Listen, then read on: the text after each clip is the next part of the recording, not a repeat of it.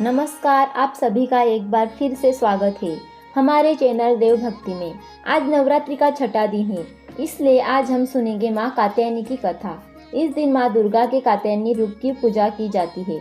कहा है कि माँ कात्यायनी की पूजा करने से व्यक्ति को अपनी सभी इंद्रियों को वश करने की शक्ति प्राप्त होती है।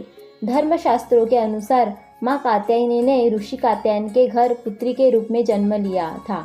इसी कारण माता का नाम कात्यायनी पड़ा।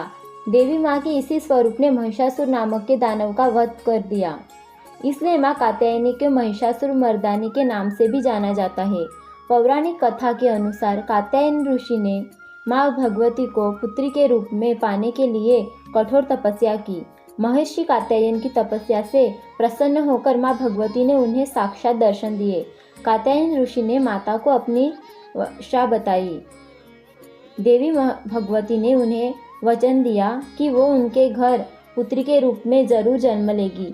और फिर जब तीनों लोक पर महिषासुर नामक दैत्य का अत्याचार बढ़ गया और सभी देवी देवता उनसे परेशान हो गए, तब त्रिदेव ब्रह्मा, विष्णु और महेश जी के तेज से माता ने महर्षि कात्यायन के घर जन्म लिया। इसलिए माता की स्वरूप को कात्यायनी नाम से जाना जाता है।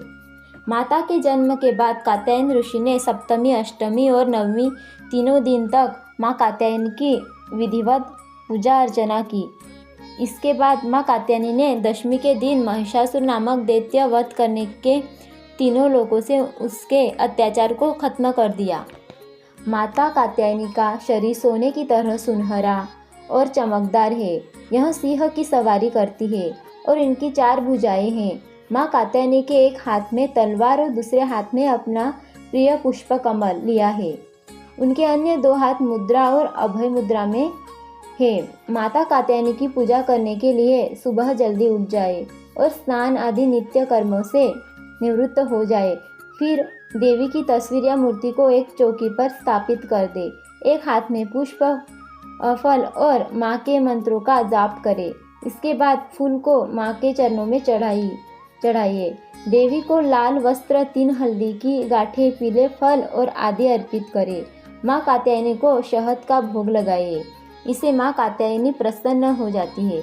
इसके बाद दुर्गा चालीसा का पाठ करें, माँ के मंत्रों का जाप करें, उनकी स्तुति करें। माँ कात्यायनी की स्तुति करने के लिए या देवी सर्वभूतेषु माँ कात्यायनी रूपेण संस्थिता नमस्तस्यै नमस्कार से नमो मंत्र का जाप करें। सच्चे मन से जो कोई भी माता की पूजा अर्चना करता है, उसके जीवन में आने वाली सभी बाधाएं दूर होती है।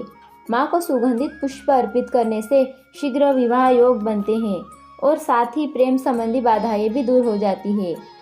तो ये थी माँ कात्यायनी की कथा। आपको ये कथा कैसी लगी कमेंट करके ज़रूर बताएं और साथ ही मेरे चैनल देव भक्ति को सब्सक्राइब करना ना भूलें। धन्यवाद।